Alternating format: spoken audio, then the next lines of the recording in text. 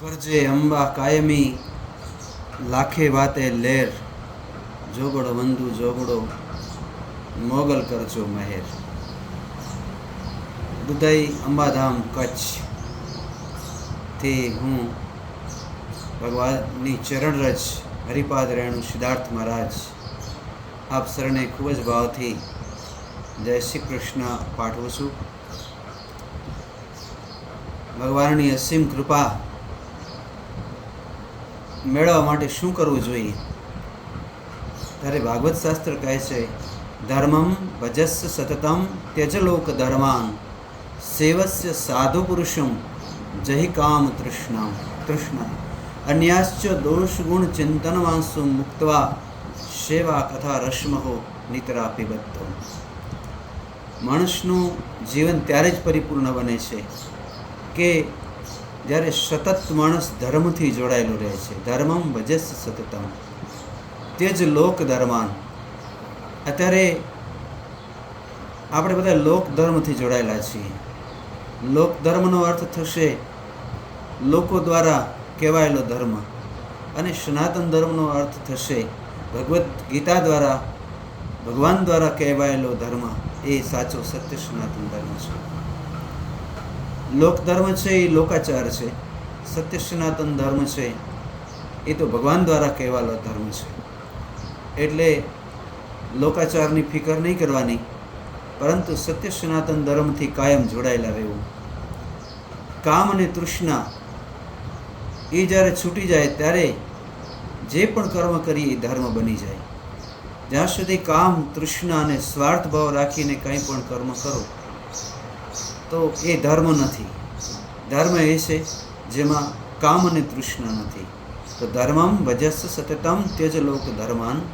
પછી સેવસ્ય સાધુ પુરુષમ જહિ કામ તૃષ્ણા. સાધુ પુરુષોની સાથે બેસવું, સાધુ પુરુષોની વાત સાંભળવી. સાધુ પુરુષ એટલે ભગવદ્ ગીતા, સાધુ પુરુષ એટલે શ્રીમદ ભાગવત, મહાભારત, રામચરિત, દેવયાન, જે કાંઈ પણ આપણા ધાર્મિક ગ્રંથો છે એ સાધુ પુરુષ છે. એની સાથે બેસવું.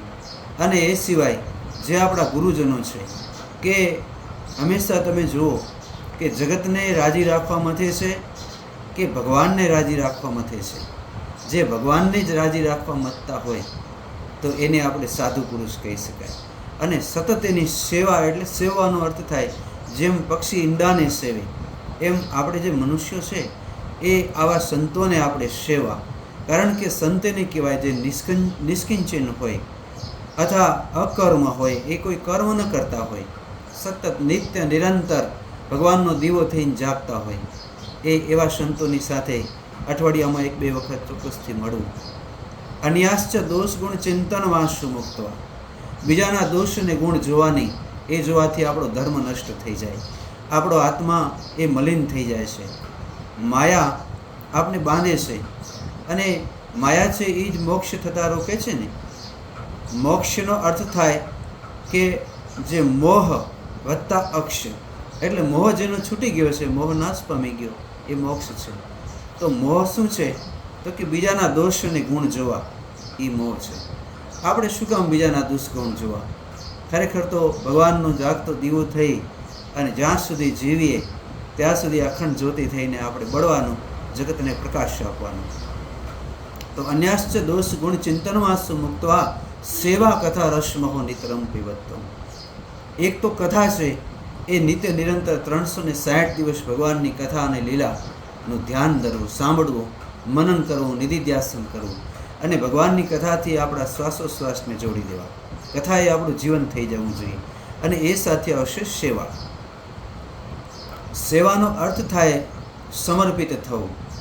સ્મરણ કરતે કરતે સમર્પિત થઈ એનું નામ છે સેવા. નિસ્વાર્થ ભાવથી, ભગવદીય ભાવથી, કંઈ પણ સ્વાર્થ વિના, અપેક્ષા વિના, ક્રોધ કર્યા વિના, મોટાઈ કર્યા વિના, અને એકદમ નમ્ર ભાવથી જ્યારે આપણે બિલકુલ ખાલી થઈ જઈએ, અને પછી ભલે ને આપણે એવા થયા પછી ભોજન કરતા હોઈએ ને, તો એ ભોજન પણ સેવા કહેવાય. એનું હું નથી કહેતો, પણ શ્લોકોમાં પણ કીધું છે કે આત્મતોમ ગિરજામતી સહચરા પ્રાણા શરીરે ગ્રહમ પૂજા તે વિષયોપભોગ રચના નિદ્રા સમાધિ સ્થિતિ. આપણે સૂઈ જઈએ તો એ નિદ્રા કહેવાય. આપણે કોઈ પણ ભોગ, પાણી, ખાવું પીવું, કર્મ કરતા હોઈએ ને એ ખરેખર આપણે ભગવાનની માનસિક પૂજા કરતા હોય બની જાય. ક્યારે બની જાય? કે જ્યારે આપણે કંઈક પણ સેવા કરીએ છીએ. સેવા છે એ સેલ્ફી પડાવવાનો વિષય નથી. સેવાનો અર્થ છે એકદમ ખાલી થઈ જવું. નિર્માણ મોહા જીત સંગ દોષા અધ્યાત્મ નિત્યા વિનિવૃત્ત કામા દ્વંદે વિમુક્તે સુખ દુઃખ સંગને ગચ્છન્તિ અમૂઢા પદમાં અવ્યય તત્. એ અવ્યય પદને તે જ વ્યક્તિ પ્રાપ્ત કરી શકે જે નિર્માણ મોહા છે અને જેને સંગદોષ જીતી લીધા છે. તો આવું બધું કરવા માટે કોઈ સાધુ પુરુષ અને ભાગવત રૂપી ગુરુની જરૂર છે. તો એવી મા ભગવતીની અસીમ કૃપાથી જ્યારે કારતક મહિનાની અંદર દેવ દિવાળી પછી આપણે 10 દિવસનો ધર્મલાભનો કાર્યક્રમ છે. આની અંદર ન તો આપણે પૈસા ભેગા કરવાના છે કે ન તો કોઈ ઠઠારો કરવાનો છે. ધર્મને છોડીને એક પણ આડેઅવડે રસ્તે આપણે નથી જવાનું. આપણે એવું જ કર્મ કરવાનું નથી જેથી ભગવાન રાજી થાય, માત્ર ને માત્ર. બીજો આપણો કોઈ આશય ન હોવો જોઈએ. ભાગવત કરીએ કે યજ્ઞ કરીએ, આશય એક જ છે, મારા પ્રભુ સંતુષ્ટિત બને, મારા પ્રભુ રાજી બને. તો એવા શુભ ભાવથી હું 10 દિવસનો અહીં દુધઈ અંબાધામ એટલે આપણા નર્મદા આશ્રમ, નર્મદા કેનાલની પાસે ત્યાં કને પહેલે 3 દિવસ છે તે 108 કુંડી વિષ્ણુ મહાયજ્ઞ જેનો દિવ્ય આયોજન થઈ રહ્યું છે. વિદ્વાન બ્રાહ્મણો દ્વારા 108 કુંડી જે હવનમાંથી લાખોની સંખ્યામાં જવતલની આહુતિઓ અપાશે અને વેદના જે જયઘોષ થશે એ માત્ર ને માત્ર મારા પ્રભુને રાજી કરવા માટે. એને આપણે કહીશું દાન. જેવી રીતે હરિશ્ચંદ્ર રાજાએ દાન આપ્યું, પછી વિશ્વામિત્ર કહે છે હવે દક્ષિણા પણ આપો, અને દક્ષિણા માટે હરિશ્ચંદ્ર રાજા પછી મણિકર્ણિકા ઘાટ ઉપર વેચાણા. તો આપણે દક્ષિણાના ભાવથી 7 દિવસની ભાગવત સપ્તાહ આપણે રાખી છે. તો તારીખ 13/11, 14/11 અને 15/11 એટલે કારતક મહિનાની 13, 14 અને પૂનમ અજવાળી એની અંદર આપણે 3 દિવસનો ભગવાનને રાજી કરવા માટે વિષ્ણુ મહાયજ્ઞ 108 કુંડી કરશું. અને ત્યારબાદ એ દક્ષિણા રૂપે 7 દિવસની સપ્તાહ યજ્ઞ એટલે 7 દિવસ માત્ર ને માત્ર ભગવાનને જ પ્રસન્ન અને રાજી કરવા માટે આપણે સપ્તાહનું પઠન પાઠન કરશું. એમાં ઘણા બધા સંતો, ઘણા બધા મહાપુરુષોના આશીર્વચનો, ઘણાના દર્શન અને સૌથી અમૂલ્ય લાભ છે એ છે યજ્ઞનો પ્રસાદ. યજ્ઞનો પ્રસાદ તો સૌથી અદ્ભુત છે.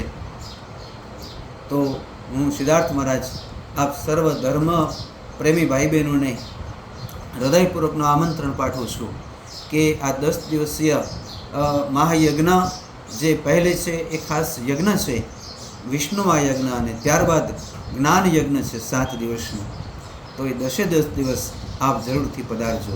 અને આપ અહીં પધારશો.